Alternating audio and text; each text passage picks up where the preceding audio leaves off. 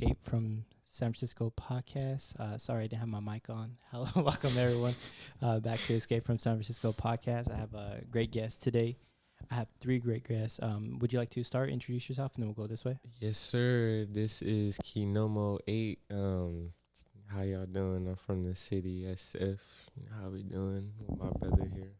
Yo, what's good, everybody? It's Johnny V. I'm from Queens, New York. You also could call me Johnny 5. And it's Kinky Pinky from the city. Thank you everyone for coming over tonight and just sitting down with me and having a really good time. What was that first song that led us into this podcast? The very first song that just played was Poison, I want to say, or was it Funny Valentine? And who produced that one? Okay, if it's Funny Valentine, I produced that. I produced that with Joel Tarman, one of the dopest producers I know in the city. That's what's up. And also, I technically sampled an old Camuteo song. He's someone that was part of the Weathermen. I don't know if you know who LP is, but they're part of like a super rap group with A$AP Rock, Cage, Yak Balls, all these cool. You got to talk more on the mic, man. All these cool underground artists. So like it's like a remix / a remake, but with my own twist to it. That's what's up. And so you're the artist, right? So you're the artist right here that's on this track. Yeah. And can you talk a little bit more about what got you into music and the type of music that you play or that you create? Okay, yeah. What got me into music? My mom is a DJ and my uncle is a producer. He goes by Artwell Smarts. He's pretty known in the underground New York scene. He's part of the Sons of Man and Latino Wu-Tang Clan. He produced with Chris Rivers, which is Big Pun's son, and he works with other Latino artists. And that's kind of how I started getting into music because I was always around it. I always wrote poetry and always listened to different types of genres. Like my sister was hella into like emo bands and shit. So that's like what influences me the most. And then I grew up, I'm a 90s baby, 96. So when I started listening to music on my own, I started listening to like lots of scene kid music, like Hollywood Undead, Broken Side and shit like that. So like you hear all that in my music too at the same time. Yeah, I'm one of those scene kids myself. I just went to emo night like a month ago. Were you into Blood on the Dance Floor? No. I went to a Blood on the Dance Floor concert when I was like 12, and Dobby was that? Vanity like tried to pull me on stage. Oh, no. And like he kept looking at me like, she's the one, this 12-year-old here. No. He was like 6'9" before 6'9". So how do you mesh those two genres together? I feel like there's some good artists that do it today, but I feel like it's really good when if someone knows how to do it well. Like, I don't know. Honestly, how I mesh it is just I just experiment a lot. You know, you just gotta try it. It's gonna be trial and error. Can I input on that? Yeah. So I feel like how artists do that, I feel like it's really good. Like it's really easy to do that when you're really genuine about who you are. And like you're not trying to like completely blow off somebody's other sound. Yeah. You know, you implement your own, story. It doesn't have to be specific. It could just be anything that's completely related to you. I feel like that's how you mesh them all together. You take your influences, they always show some way, Yeah, that's very true because that's how I am completely with my music. I'm completely authentic. Like everything you hear is most likely something I did. I'm not disingenuous. I'm pretty 100%. Like I did drugs a lot in my life and I struggled with addiction. Now I'm sober. Well, I want to say completely sober, but I don't do hard drugs like that no more. I don't do meth or heroin. So you got off the meth and heroin. How did that influence your music? I think at the time when I was on meth, I thought I was making good music, but I look back, I'm like, this shit is ass. But Do you have any songs that you could play that you can know definitely? I could show you some songs. Play one of the songs later on that like you definitely were on some hard drugs when you made that. Okay, I'll show you a song that I made on Molly. It's actually pretty fire, but I still go back to some of my songs that like when I was on drugs during that time. I'm like, what was I thinking? Like the artist always knows like what the flaws are. You're like, I could have did better. What I want to ask you is, how did you get in music, and what's your role? Okay, well, see, my story with music is it's pretty straightforward. I spent my whole life, music in the background. You're growing up in, the hood, and you got a lot of shit going on with parents, and growing up in the hood, dealing with school and dealing with the peers around you and stuff. Music does take a big toll, especially like when you're like the only child. So like I grew up with music all around. Grew up with music, since the longest I could remember. Dad, was always working on his cars, speakers. He's putting in his, wiring his speakers up, getting his music going. He has speakers set up in, the household. Music has just been a big part of my life. So I feel like I am music in the sense of me, and I just started taking it serious probably about, I want to say 4 years ago. So when I started taking music seriously, I actually went down to Sunset Youth Services, Shout and out to Sunset. that's where Shout I out Sunset. that's where I started like recording. I met Raimo Cortado. He works over there. And That's the guy that mixes and masters all my songs. Like I mix most of my stuff myself, but he takes it to another level. yeah, that's Unc. I met him. So when I started taking music seriously, he came down to when I was locked up in YGC, or what they call JJC now, Juvenile Justice Correction Center over at the top of Twin Peaks. They had a job fair there, and that's where I met him. And he's telling me to keep my head up, and come see him when I get out and stuff. And we're gonna make some good music. And, I did my time, got out in a year. Went back, started taking it seriously, and made it work. Recently I've actually been taking a break for the past year, so I don't have any music up. All my music is, um, right now it's just on my phone and on my, hard drives and stuff. But the people around me that I do, really care about, they do hear my music. And you produce the music as well? I rap, I produce, and I'm pretty open minded with genres. So, I click with, what clicks with me. It doesn't have to be specific. Yeah. This is up. hmm And so you're an artist, and you're an artist. Can you tell a little bit what you do? So I'm a visual artist. I'm not sure. Can you guys see pictures in here? Because I Yeah. have my drawings. Well, And I always rip out all of my drawings and sketches, but I've just now starting to save my work so I can, make progress and I can see my progress. So if anyone else out there is like that and you rip out all the pages of your sketchbook because you're like, this shit is ugly and it's not what I think it could be, Somebody else stop will doing like that. because Yeah. I kept doing that, and you need to learn to grow and see your progress, because that's the only way you're going to see progress is if you stick with it, you don't rip it out, and you keep seeing yourself grow. I want to add to that. Everybody needs to stop being a perfectionist, because that's what human life is not about, being a perfectionist, because perfectionist takes away from learning. Yeah, and honestly, my whole thing is like when you start out, it's not going to come out the way you want it, but if you keep working, you're going to see yourself grow. Like, bro, like You'll see where you need to work. You see the Yeah. areas you need to work on. It'll just click after a while. If you really, really want that, you'll figure it out. and how did you all meet?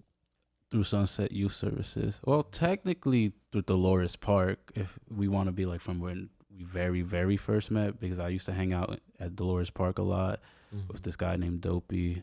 And then he used to hang out with some people that we don't hang out with no more. I But met Kai through someone who I don't hang out with anymore, and then Kai introduced me to Johnny. yeah, and we all have these mutual friends that are not our friends no more. But It's the circle of life It's in the circle. SF, How it works in sometimes, the huh? Bay Area. Everybody knows everybody. Yeah. You meet these people growing up, and you're younger. you guys get older, you see things, you start seeing the red flags that have been there for so long, and you're Mhm. young, and so you ignore them. You get older, you see them, you're like, okay, it's time to change. I have Yeah. to change. I can't worry about, you know, the opinionated of, you know, somebody else. Yeah, and sometimes like people are just in your life for seasons, and that's it. Like they were there for that chapter, but Learning it's time for you to lessons. fly away from them. Yeah, big Feel learning that. lessons. Learning lessons. Yeah. How old were you when you both started making music? Do you remember how old you when you put your first track out there? Okay, so are you talking about putting my first track out there or making music? Well, like making music in the sense of putting a track out there. Okay. So I get more specifically. Okay, if you want to be technical, I put out my first track on MySpace when I was like 13. Oh shit! Back to MySpace. Oh, Yeah. MySpace was the damn. shit. Yeah, I had this song called The Ninja's Path because I was hella into Naruto and stuff. And yeah, it was on MySpace. And yeah, I've been making music that long, like since I was little. But, you know, it's progress. So, you know, and growing up around music, yeah, it was natural that was going to happen. But then my older brother, he makes music as well. He doesn't take it serious no more because he has kids. But he's one of the dopest rappers I know. And he got me in the big studio.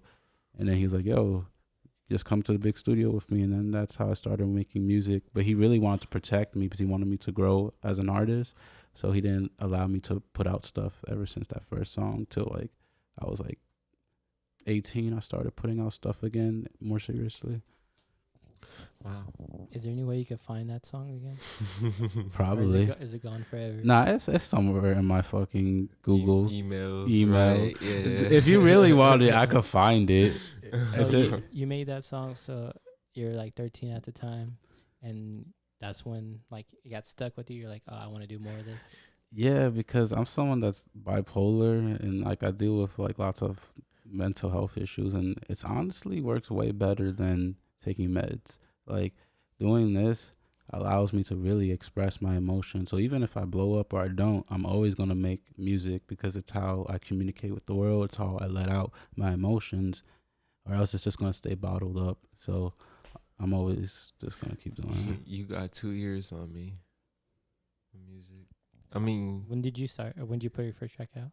I put my first track out in 2016, so I was 15 at the time. That was freshman year of high school.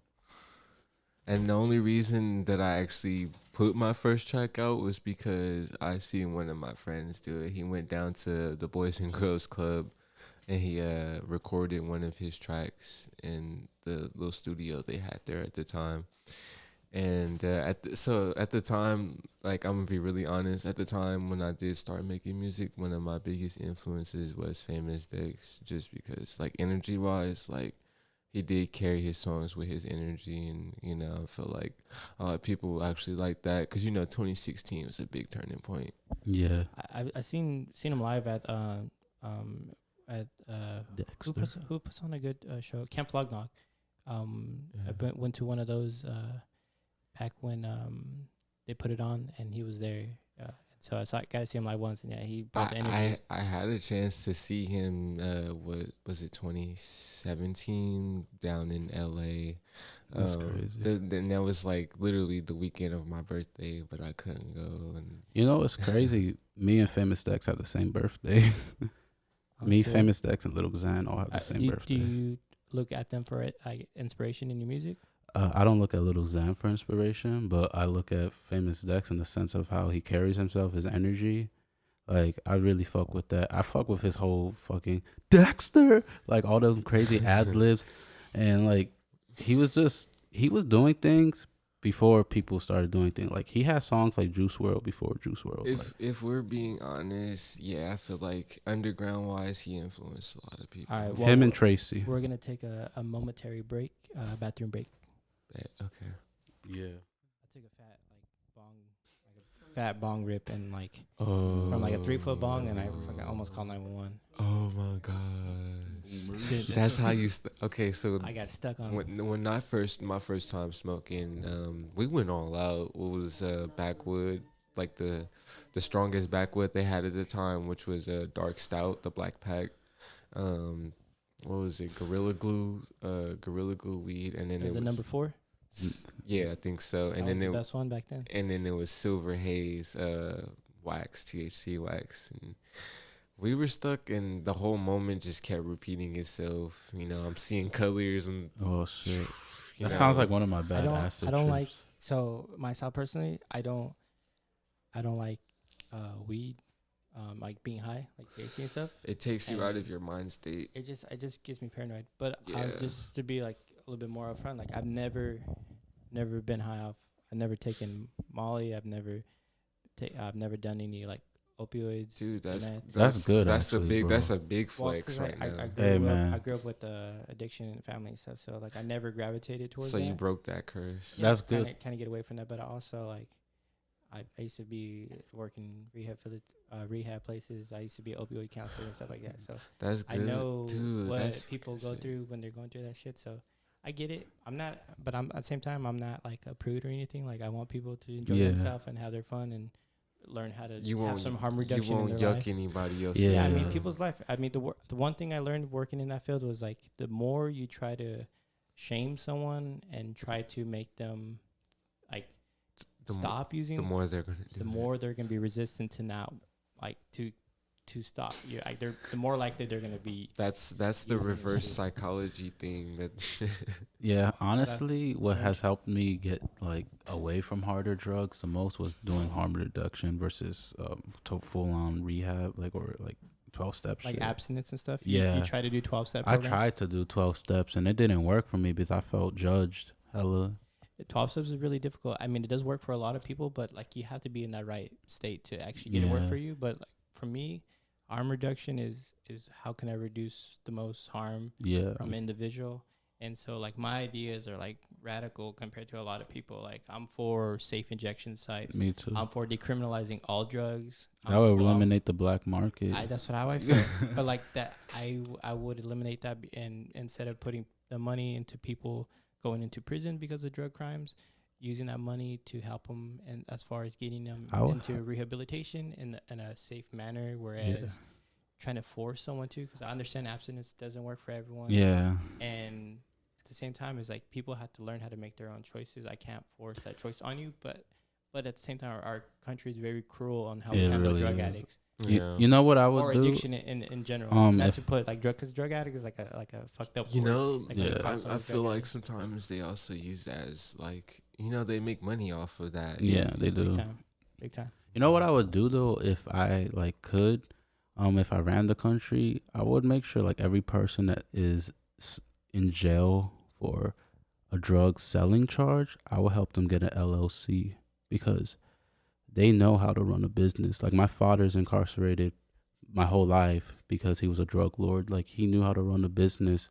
It was just not the business legally, but he knows how to sell a product to people. So I feel like he should get an LLC and learn how to legally sell a product. The problem is like when you get out of jail, they take so much of your rights away that some places you can't vote, some places that you can't even own certain things. Yeah.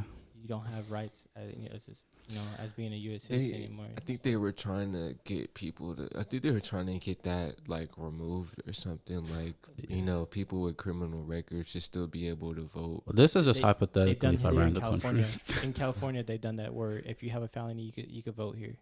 Oh, I Whereas- didn't know that. As I believe so, it's in California. I know there's not a lot of states that do that, but I think New York too. I think California, New York might be one of those places because it is fucked up. And I mean, you Maryland. serve your time and everything, and you come out and you still don't get the equal you, rights. you basically serve your time just to come back, and then they tell you're not And- even a part of society. not Yeah, you anymore. can't vote. It's You can't fucked up, man. So if you have a felony, like certain felonies, like you can't get you can't get housing. You can't get You like can't you get- can't work any type of enforcement job. There's certain jobs you can get. Yeah.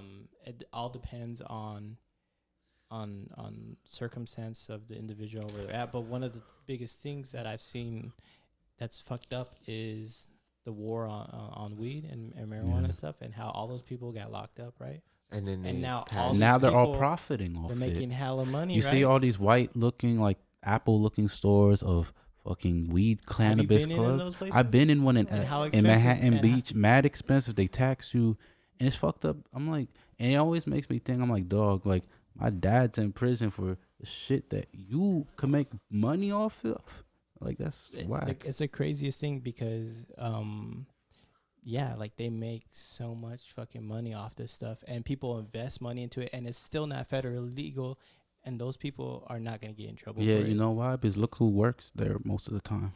It just it's just there's not a lot of um like people of color, especially people that been to jail for it, that actually own or like owners of these businesses, and Except now for it's like maybe like Burner. local. Well, yeah, there's a couple of people, but it's very few and far between. Most of these people are wealthy. Oh yeah, that are coming in and that are buying up, especially in big states like California. Yeah. And it's just sad to see because I would love to see more individuals have an opportunity at the at the gold rush, basically the green rush, whatever you want to the call green rush. Well, there's a new rush coming, the shroom rush. They legalized it in Oakland. Yeah. So I'm very interested on how that works because I know that I've seen articles where they try to do it to treat people with PTSD. So what doesn't make sense to me is they legalized shrooms, but how come they didn't legalize LSD? Because I prefer acid over shrooms. LSD is another. LSD is not natural. Well, because I think that's one it's of the main scientific differences. studies that shroom, if you microdose it, has more healing factors, I think, Yeah. compared to LSD. But I know people that microdose off LSD and they're like fine. That's an interesting theory. Some people, it depends on your mental state. It depends on how well you can handle, being outside of a natural state of like your mindset. It's a taboo though. Like when you say LSD, people freak out. Yeah, versus shrooms, people take shrooms way less like seriously. They're like, oh, it's just They're shrooms. like, oh, those But then you hippie say, fucks are, oh, someone stuff like dropped that. acid, then all of a sudden like, oh fuck, it's they're a whole- crazy. Yeah, and honestly, I don't judge anyone that does any drugs because I know functionally meth heads. Like they're fucking working in the financial district and they just need to take a hit and they're fine. I think drug use is all about your intention. Like as long as you don't allow your addiction to stop you from living. Like you could be a pothead and you spend all your paycheck on weed versus your priorities, and then you're allowing this meth head that is working in the financial. Yeah, he does meth, and you're gonna judge him, but he has his shit together. You're spending all your money on weed. I mean, yeah, look at all the things that other people do. I mean, drugs aren't just, meth and all that. Like, fucking caffeine is a damn drug. Caffeine's the most abused drug in the world. Legalized crystal weed. Oh, yeah, it's the THC crystals. That's one thing I don't know about too much. What is THC crystals? Crystal? Oh, God, I never heard of that. It's That's like basically more pure. It's THC like in the highest form, and basically you kind of gotta smoke it out of like a bowl. What's it called? Oil burner. Like one of those bubblers? Like a dab rig. Oh, dab. Okay. I know people that do dabs, and dabs are a whole nother level from just smoking weed. Yeah, right? no. Okay, It's so a whole nother level. I want to tell you about my first experience with the dab. This is a legit funny story. So it was back down like where you're from. My homie at the time, he was from Merced. So we went down there, and we were chilling with his partners or whatever. And at the time I couldn't go home, so I went to go stay with like him, his friends, and all this stuff. We ended up going to like where Atwater is at. Yeah. It's down the 99. Yeah, we went right up there to, one of his homies' house. And in his garage, he has like this, I want to say like 3 foot tall 4 foot tall dab rig. And he's like, bro, like, go ahead, take a hit. And he's like, don't cough. He's like, as soon as you cough, you're going to fucking die. And so I was like, all right, let me go first because, I got big, cojones. And, I took the hit. And oh my gosh, it's like instantly, as soon as I take the hit, everything just gets all colorful, and I just like fade, like I fall back out, and I was holding it in. I was like, oh, this is great, and I let it out. And so my homie goes to take a hit. He holds it in. He starts like coughing a little bit, and he just falls out. He like falls on the I s- floor. He's That's coughing. crazy. It's like the from like was it Friday After Next when like the aunt when she's like doing it, she's like what is that shit? He was so gone for the rest of the night, and I was Oh, just the uncle does it. and I was just floating. You know, we went back. and Astral It, projection. it was the funny. It was my front. You know, it was a funny first time experience. Have you ever took like a dab like out of like some weird ass way? Like they made like a water bottle or some shit. Like No, but that dab rig that he had set up in his garage was pretty gnarly because it was on a stand and like you had to hit something like a tube or something. Uh, and- oh the shit. thing though I do have about like drugs and stuff, like working in the field, I learn not to judge people because people's past doesn't mean that's who they are today. Yeah. But it No. also is a big indicator of what what kind of future they're heading towards too. Because like you said, there's people that do meth and they're working professionals. They Mhm. are functional addicts. Yeah. There's people that are functional addicts, and there's always gonna be functional addicts. Yeah. It's just hard when individuals that are get to a level where they're using like intravenously and with like needles and stuff, because it becomes a little bit more of a health. It becomes a lot more of a health risk. It's more of a concern. It's more of a concern, especially with overdose, but especially with using safe needles, especially with It's being more ex- risk, like because you have risk of getting like HIV. You have risk of just also getting really addicted. Because when I only slammed 3 times in my life on meth, and that shit is very crazy. Like the high is really good, but it's not worth the come down. Like that's why I was like able to get off it, because I'm like, yeah, this come down ain't shit, but it's not like that for everybody. I've seen people with abscess from slamming. So if people don't know what an abscess is, look it up. Oh yeah, There are yeah. welts that Abscess. happen in your like holes in your body that like Yeah. I've seen people covered in them, and it's just Yeah, like it's gnarly. It's a position that people can get in real quick.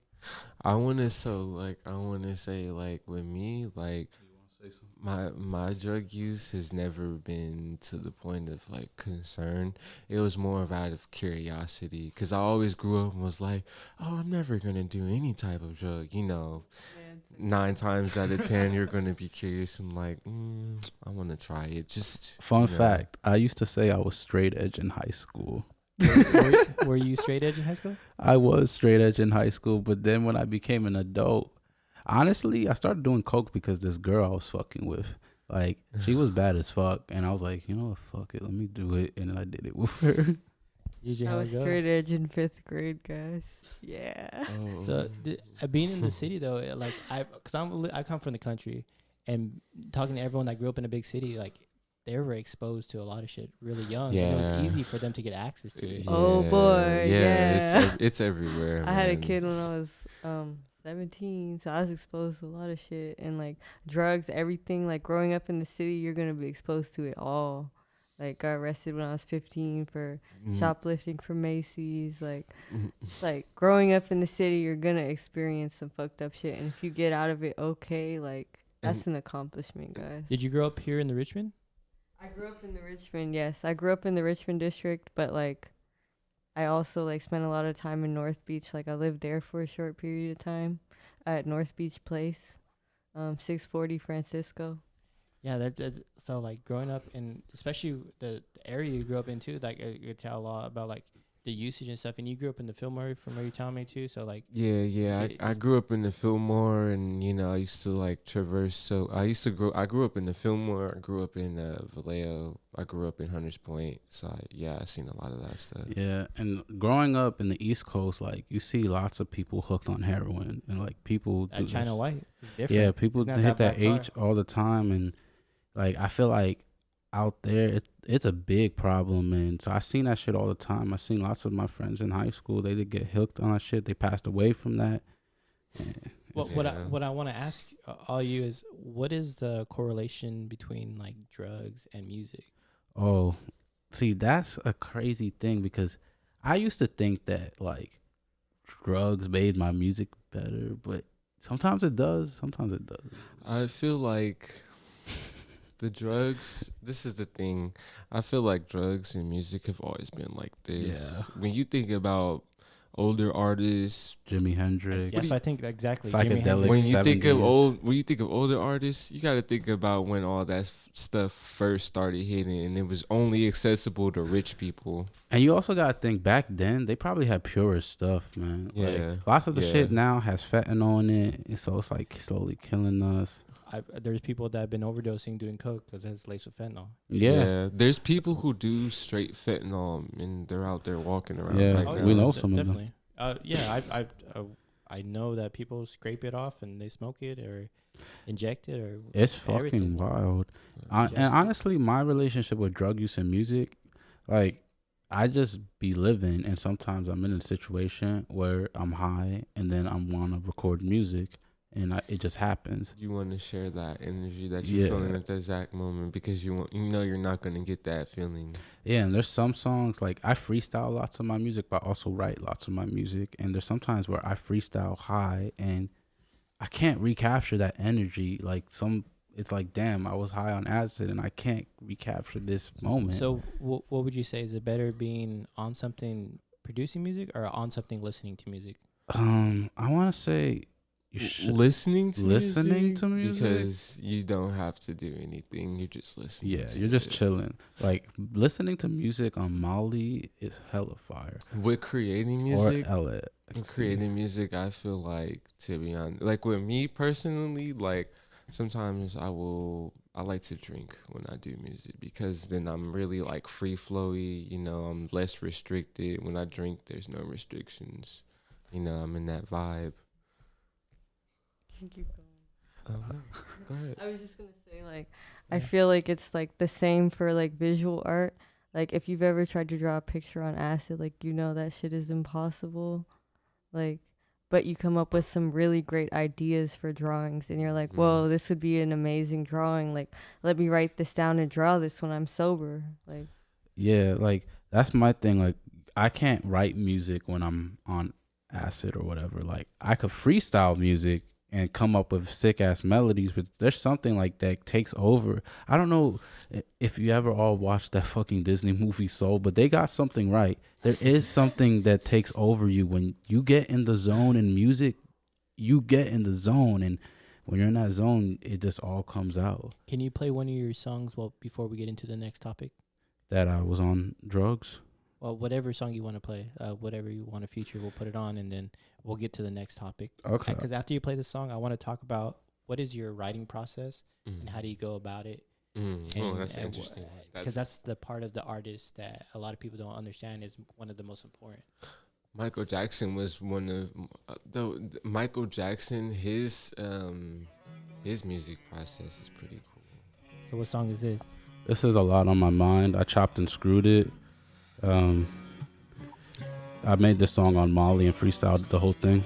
All right, let's give a listen right here.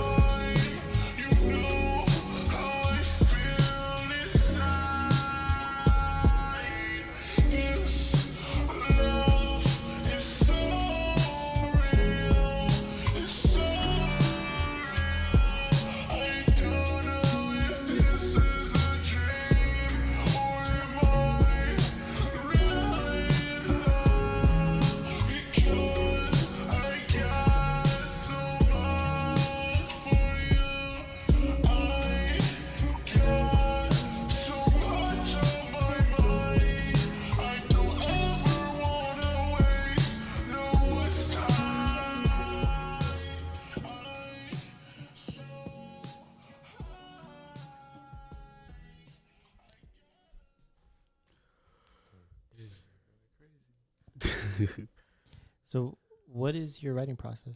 My writing process is usually, I agree with The Weeknd. You make music better when you're sad. But usually, His first couple albums are amazing. His yeah, later stuff I don't care for, but his earlier stuff, Mm-hmm. amazing. it's very organic.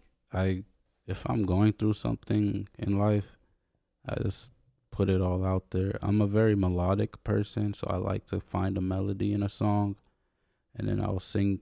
I'll keep singing something till something clicks in my head. I'm like, wait, now this works, and then I'll write that down, and then I'll try to piece and picture moments in my life that happened to me and put it, paint it on the song, basically. So I'm very descriptive with what happened.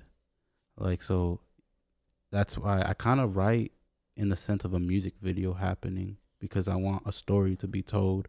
So in a sense, like I do look up to people like Nas because their storytelling ability, except I don't do it the same way as them. I sing and shit. So that's how I do it. No, that's a great process. How's yours like? Um, I do agree with you know, when you're going through stuff, I feel like you're at that rock bottom, you know, you got everything above you, so all you gotta do is reach for it, you know. And it 9 times, I don't know what it is, but the music just comes out more. It's not raw, but it's like, you know, you could feel more of the emotion, you could feel the energy Yeah. there, and Do you ever um, feel that the beat talks to you? I feel like the beats always talk to me. I just, Yeah. you know, like my writing process, what I do is like for me when I don't know, I have to I kind of only write when I'm in a bad mood. A lot of my I feel like a lot of my best songs were when I was, you know, like 2018, you know, I was going through it. You know, I was super depressed, you know, want to kill myself, and like when I was Same. making music, you know, that was my outlet. You know, I was creating stuff and didn't even know what I was doing, and you know, beat come out super cool and you're like, whoa, this is awesome, and you know, you latch onto it. Um I just when I write, the emotion has to be there because I can't write when, you know, I feel like when I'm happy, I have writer's block, and you know, because I'm such a good mood, it's like, oh, I don't want to go back down into that hole to write, you know. Yeah. I honestly, I take breaks with making music a lot because Yeah. I sometimes, like, if I'm very happy in life, I don't know. This has been the challenge of my whole music career. I don't know how to make a hit, like When a you're happy happy, hit. I don't know yeah. how to do that. I guess it's maybe because I grew up listening to hella emo shit, but or maybe the zodiac host will say because I'm a Cancer moon. But like I make lots of emotional music, and like I don't know. I feel like my shit sucks when I'm in a good place. It's self sabotage, Joe Budden shit. But do you put yourself in that position though? Like, do you put yourself? You had to only make that type of music. I don't put myself in that position, but I do realize as I get older, I self sabotage a lot because of past trauma where I'm like, I'm used to something always happening. And if I'm in a Yeah. good spot, I expect the worst. And I got to break that because it's good to be happy in life. And it's okay to have friends that you care for. And it's okay to be vulnerable with people because there are people that do genuinely love you, and I'm slowly learning how to do that with people. And maybe the more I progress in life, like maybe I'll find a way to make music when I am in a good place and happy instead of just using it as a outlet for my sad shit, you know?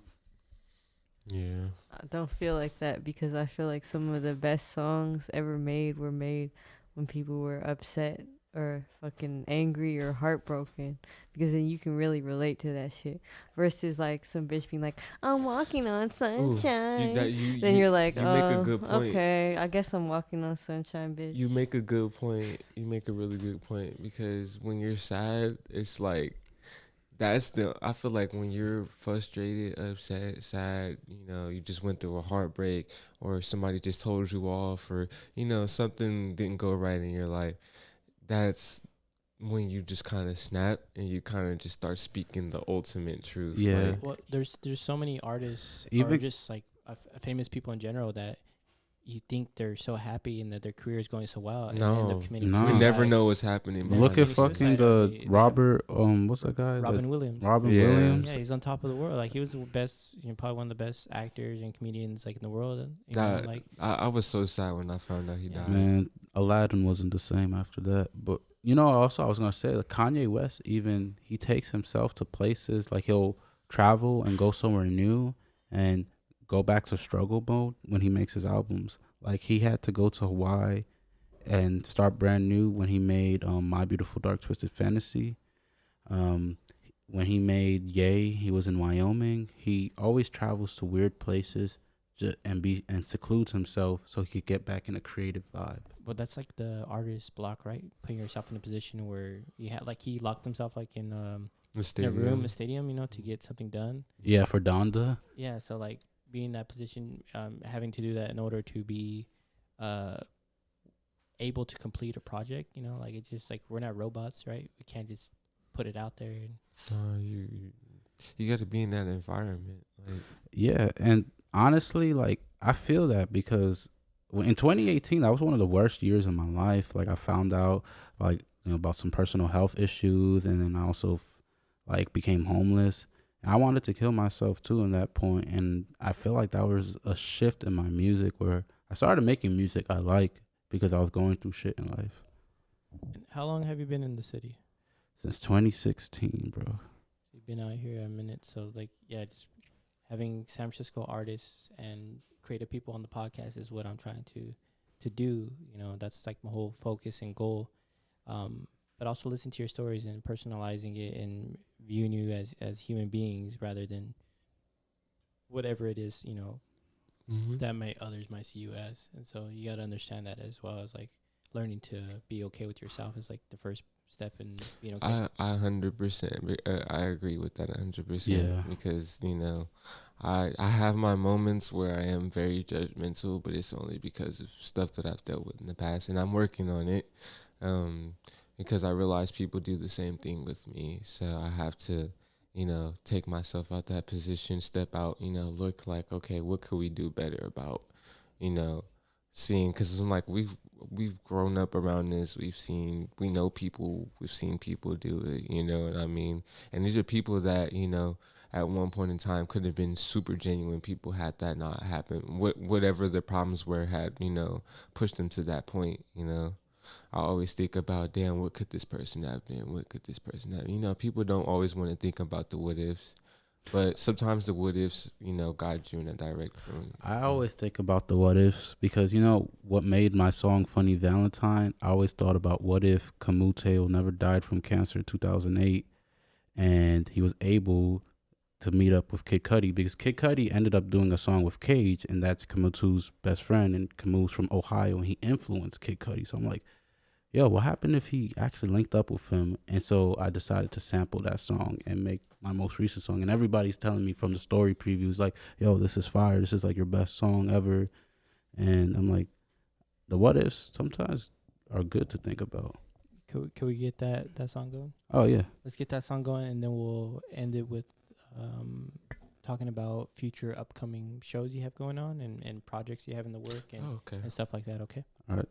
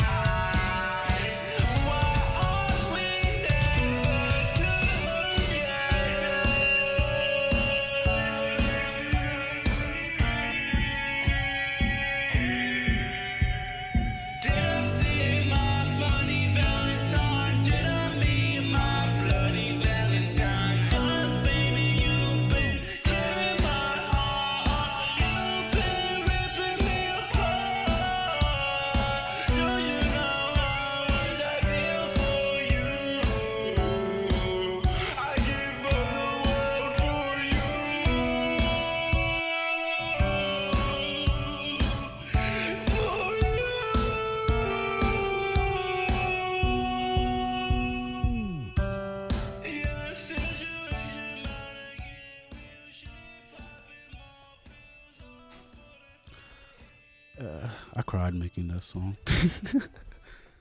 That's your most recent ones you have out? It's not out yet. It's just the most recent one I Okay. record. My most recent project out is called Euphoria Volume 1. It has like Cash Her Out, Ghost Girl, Stole My Heart, Take Me Back to 2016. It has lots of more upbeat songs because I was in a relationship and the concept of that album was feeling good, like in a euphoric state. But now the songs I just played are from Euphoria Volume 2, which is the complete opposite of that.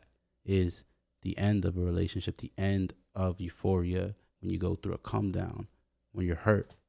And that's the concept of that album. So lots of these songs stem from pain because That's a good concept. it's the opposite. It's part two. I kind of stole that idea, honestly, from Little Uzi Vert, Love is Rage 2. That was a breakup album.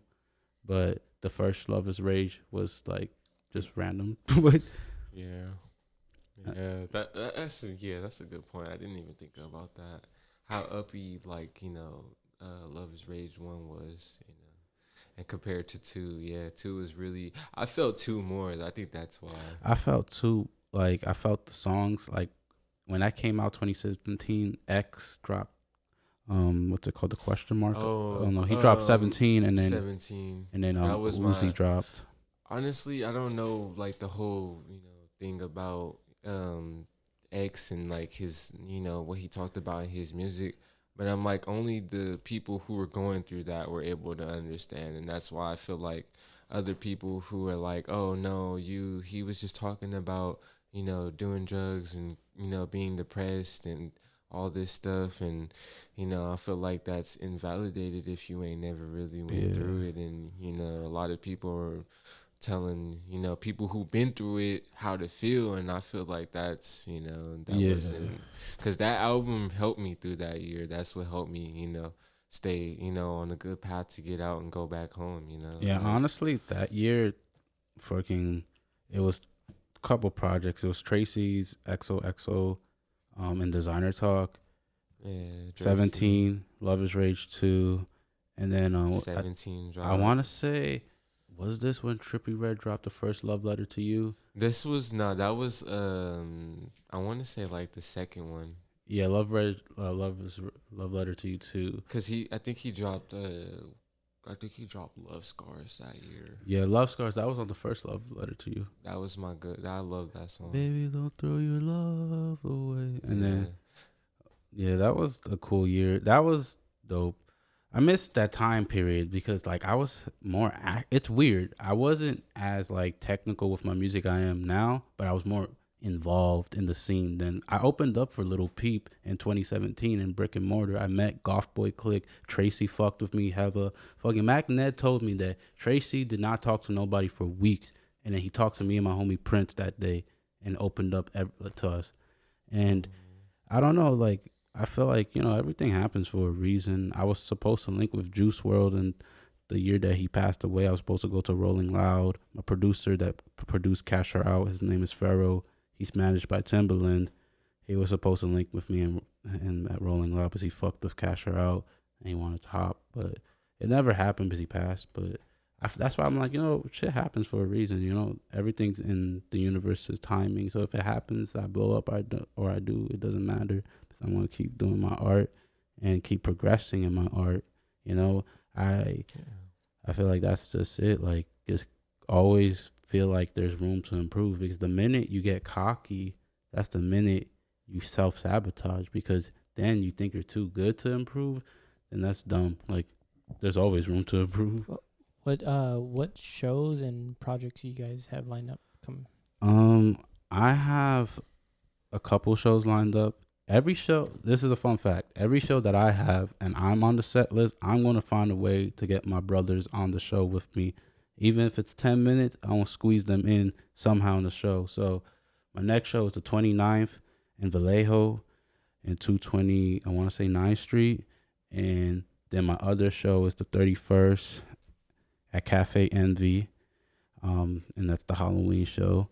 I'm going to be performing with Zanubis and a couple other people. Where's that one going to be?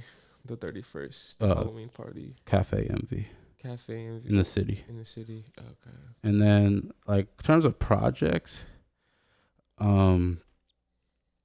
just dropped Euphoria Volume 1, but I already am working on Volume 2. I want to say it's going to drop next year. Because I was going to first drop it in Sag season, but I'm like, nah, let me take my time with my music. And that was my problem with the past. I was rushing music. I'm like, but I'm not signed to nobody, so why am I rushing? Let me take time with this shit and really perfect my craft. I guess with me, my birthday is coming up soon. It's in December, so I do. I plan on dropping something. Not sure if I want to Please drop drop. an album or not even an album. Maybe like a little mixtape. A couple songs. This guy's like the dopest artist I know. Right, Kai's hella talented. he I doesn't tried even looking drop him shit. up on SoundCloud, and I'm like, where is his shit? I feel like I'm just too humble. Like Him and my homie Slate, they're the dopest motherfuckers I know. And they don't drop shit. And then I feel like here I am, like I'm okay. And I drop shit consistently. I'm like, bro, you guys are hella dope. Why don't you drop? I know it's kind of fucked up, but I like to see who really fucks with me, when I don't do music. Because, Do you have any music we could play of yours? Oh, yeah. I have plenty of music. I'm telling you, like, Kai Kinomo, he's one of the dopest producers I know, dopest rappers I know. And I don't ask Kiss to nobody. I don't even ask Kiss to myself. I'll tell myself that's a shitty song. But, like, I could play. Okay, I have a lot of unreleased music. I could find a good one. Play your favorite one, whatever one you want to play, and we'll put it up. fuck that bitch. Like, oh, gosh, no. Okay, wait. I have a good one. Are you hooked up? Yeah. Okay. So this one is unreleased, but it's probably one of my most up-tempo songs, more good vibes. Kind of mainstream. oh, yeah, I love this one. I don't need your 2 cents, just keep up on my They say that I'm different, I don't really listen. I know that they know that I'ma work before I wish it. They say I act different, but look who's the witness. I don't need your 2 cents, just keep up on my business. They say that I'm different, I don't really listen. I know that they know that I'ma work before I wish it. They say I act different, but look who's a witness. I don't need your 2 cents, just keep up on my business. I had so much love for you, but now I'm feeling broken. These words that you spitting have no feeling or emotion. You say that I changed up, but I still feel the same, huh? You can't put relationship on me to say that I'm to blame, huh? Through the pettiness, deceiving me, just make you bleed. I don't need you, I don't want you. You should try to let me free. I'm no nigga, I'm that nigga. I'm the one that every nigga wanna be. I'm no simpin', I ain't even pimpin', but these little bitches better pay their fee. I think I'm turning heartless, oh no. Wondering when I'ma get the chance to hold on. Think I'm turning heartless, oh no. Wondering when I'ma get the chance to hold on. They say that I'm different, I don't really listen. I know that they know that I'ma work before I wish it. They say I act different, but look who's a witness. I don't need your 2 cents, just keep up on my business. They say that I'm different, I don't really listen. I know that they know that I'ma work before I wish it. They say You gotta drop that shit, bro. I know, I might drop it in the EP or something, Please. I performed that recently over at the Sunset Festival. When was this? This was probably like 2 weeks. Like 2 weeks, 2-3 weeks ago. What's your favorite thing about performing live? I know that's a little bit different. Interacting with the crowd. Hell yeah. You know, taking your music and taking it from this like stationary vibe and projecting that out to everybody. I know personally. you probably run into this as me as a casual, fan, a music fan, and going to shows and stuff. Yeah. One of the worst thing is like listening to someone when they have like music that they make, right? And then listening to them live, and they don't sound nothing like their music. So with me, it's just like I keep my music very simple. When I mix vocals, I add a tad bit of auto tune, but with my voice, it sounds the same. It's me, and I know that I'd sing with auto tune, but when I sing, it's genuine. So it's I keep the same energy. It's natural. I can't hate too much because it takes a lot of guts to go perform in front of people and Yeah. actually put yourself out there. We recently, me and my girlfriend, we went to go watch Princess Nokia, at the Midway. Oh, Princess Nokia. She's dope. I fucking love it. So she had an opener, and the opener was like she used to be Instagram model before, and she turned into like Ruby Rose. I forget what the fuck her name was. Coila Ray. I have but like listen to her music on Spotify and stuff. It sounds okay. Yeah. But listen to her live, it was horrible. Not man. the same It was energy. You know, bad. one thing I will say It was though, bad. like Sometimes, But it's like sometimes what it is, you know? sometimes they like She really couldn't. She was trying to sing, and she couldn't. they sing. overproduce shit. overproduce. They overproduce shit, Yeah. and it's good to have your raw flaws in your music because at least sometimes people will know that's you when you perform live. Yeah. Or like my homie Prince, he's one of the dopest singers I know, but he uses hella autotune on his tracks. Then when he performs live, he sings perfectly. Princess Nokia, she went up there and she killed it. She sings good live. She's like a good performer. She brings that energy, and that's Shout what I out like. to I like Hot people. Jack, you I know like I'm people not- that bring that energy, and then that to back it up with everything they got. But that's Yeah. just That's mean, it's a small part of it. it's a lot that goes into being a performer and like performing live and stuff because it takes a lot of courage and guts. And all You that have shit. to. It What you have to do is when I do is like when I'm on stage, I talk to the crowd. I keep it. I vibe with them as if it was just us. We're in a room. We're listening to music. We're all vibing. I try to connect. I try to keep it like let's center this energy together. Let's all share this energy. For me, what I do, I try to get their attention. Like you gotta MC the crowd. You gotta draw their attention. Like my homie Ewok, he's a DJ. We did some dumbass dim sum freestyle. Like it was over the Dipset beat, dim sum, dim sum, dim sum. But that got everybody's attention. Maybe it was on some Gigi Allen shit, but you gotta do something to invoke the crowd. I watch wrestling still. Like to be a good face, you gotta get the crowd to get into you, and to be a good heel, you gotta get the crowd to hate you. You have to do something to get a reaction, and you'd rather at least get a reaction than no reaction, because then you're not a draw at all. So if you don't get a reaction whatsoever, then you ain't shit. Definitely, that's some of the best artists out there, and like that's how someone like 6ix9ine made himself. Is like he was able to invoke And Marcel, reaction. the Bay Area is nice. Call me Mr. Hawkeye. Call me Mr. Bay Area is Hawkeye. nice. But I'm gonna say one Nice, thing. nice, nice. My favorite song by Marcel is "Knock 'Em Out" with my homie Stack Though, Free Stack Though. But people talk shit about Marcel, but I will say he has an organic fan base. Marcel is the homie. Like I met him. He I always met him smoking back out. in He shroomed me I out. met him back in like 2016. The homie that I was with, Margrees, at the time, we shot a video for him over in Fillmore. And I don't know who he is, but I gotta listen to it. Like, what's the story behind The story behind him, okay, like he's not the most technical rapper. He's hella offbeat He's autistic. and he's autistic, but he got views because people were making him a meme, trolling him. He's known for the Bay Area is nice. He's like a little B but Asian.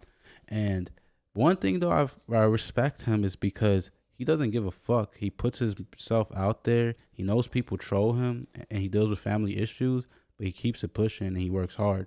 And to me, yeah, maybe his music's not the most polished, but that's respect because we've had talks when, like, he used to talk to me personally about like all his personal stuff. He's super genuine, like about what he goes through, and he's telling me like, man, these people out here hating on my music. He's like, man, I don't know, I feel bad, like I don't want to do music anymore.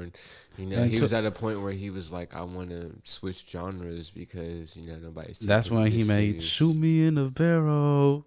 You remember that? Yeah. Yo, like honestly, one thing I'll say about I'm a person that I could see somebody and they maybe not the best in their craft at the moment, but I see potential in people.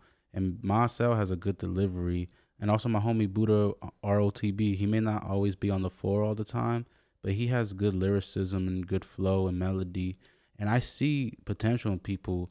And that's the thing. Everybody expects underground artists to be the most perfected person, but even mainstream artists are not perfect. Like everyone still has to work on their shit because we're human.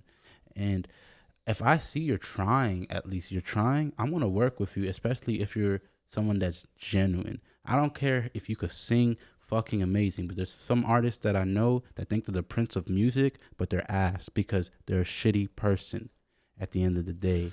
Yeah, and personality. the does kill personality a is trash. So I won't work with you because you're a trash person. So I'd rather work with somebody, maybe they're not as talented technically, but they're a genuine person. Because I don't do collabs too often. I only collab with people if I fuck with you. And if I don't fuck with you, I'm not gonna fucking have you on my shit because I don't want to be around you.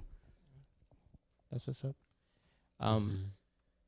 Yeah, like I get that. Like this the whole thing about being an artist and being true to yourself, but also learning how to get past the negativity, because there's a lot of negativity out there, and putting yourself out there. You know, you might not be the best at what you do, but if you work it in a way and you feel like you're the best in yourself, you never know where that might take you. If I could find that fucking song, the first one I made, man, that shit is cringe. You came a long way. I came a long super way. long way. If I could find photos of what I used to post on MySpace, yeah, I was. Let me look at. I want to check my drive real quick if it's all here. Can you play one more of your song? Yeah, I got you. Until you I found my first song. Found it already? Yeah. You want to Well, play? let me play. Okay. Do you- Play one more. Yeah, We'll play one more, and then we'll play yours, and then we'll The wrap it very up. first song. Then we'll wrap it up after that. Oh fuck. So this is one of the first songs I did in like 2016. Okay. It's pretty funny. It's over a famous Dex type beat. I'm ballin' so hard. Year of the dragon. I'm ballin' so hard. The year of the dragon. I'm ballin' so hard. The year of the dragon. I'm ballin' so hard. The year of the dragon. I'm ballin' so hard. The year of the dragon. I'm ballin' so hard. The year of the dragon. I'm ballin' so hard. Yeah.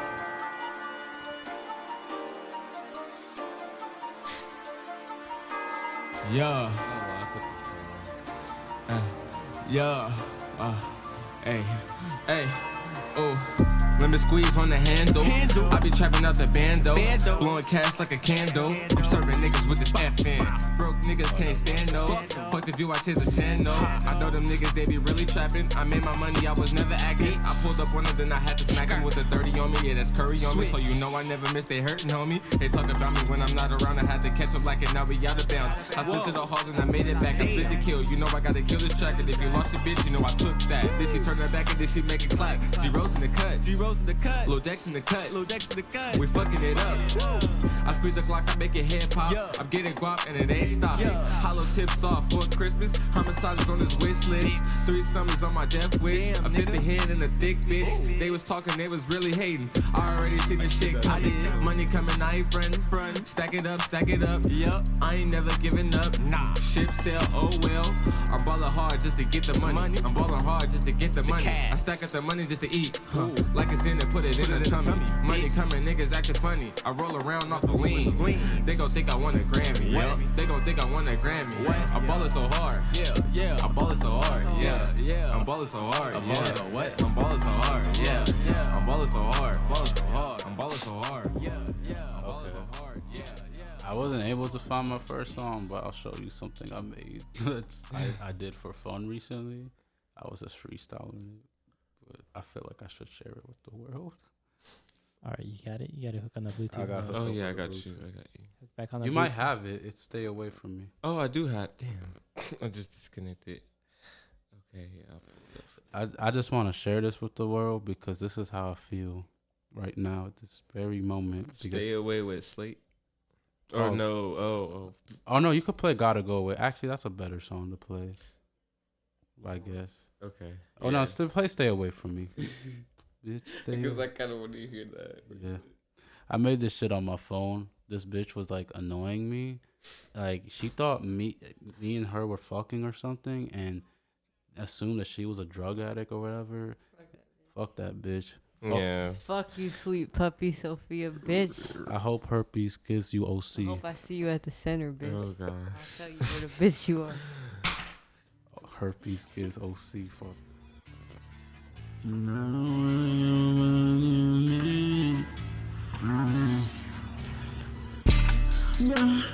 I'm sorry that you feel so attached. Yeah. And I'm sorry that you feel so attacked. Can't you see I'm not what you need? Can't you see I don't want you by my side? I'd rather commit suicide than have you be in my life. And I'm sorry that you so attached, but I don't mind being an asshole. I'ma tell you how exactly I feel. So please stay away from me. I'm the opposite of Disney. But bitch, yeah, you said I was a fan. Yeah, I was rolling on a couple mornings, and I popped a couple mollies at the party.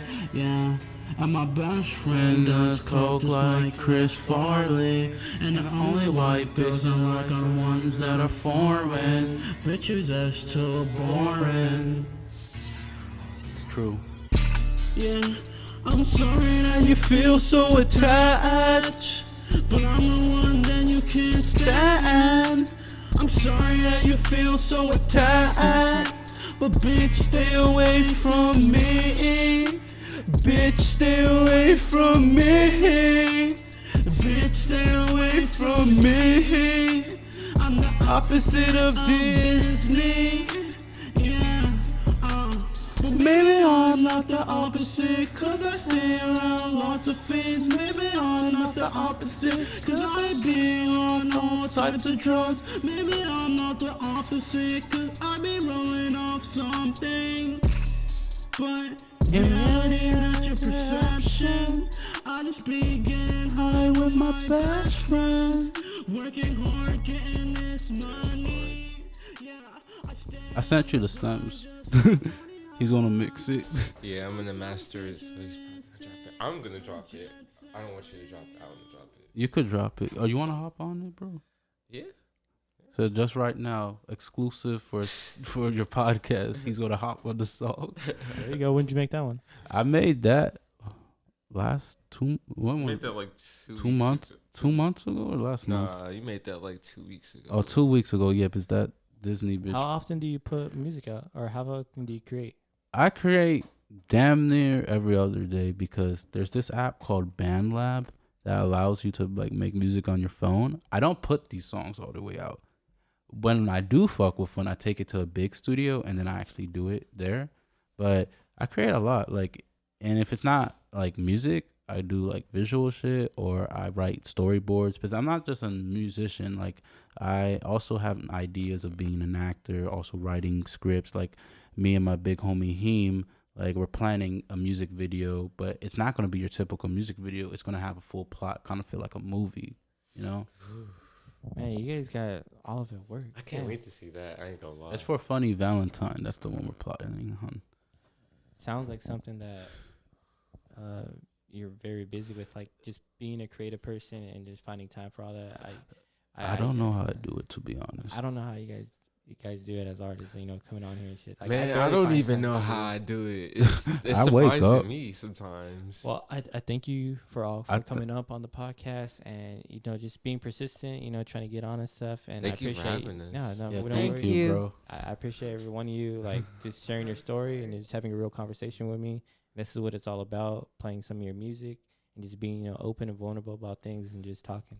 And thank you for being honestly hella chill because, like, you know, some people, like, they approach you and then it's disingenuous, but meeting you, like, you're hella dope in person. And shout out to Escape from New York Pizza. I am from New York.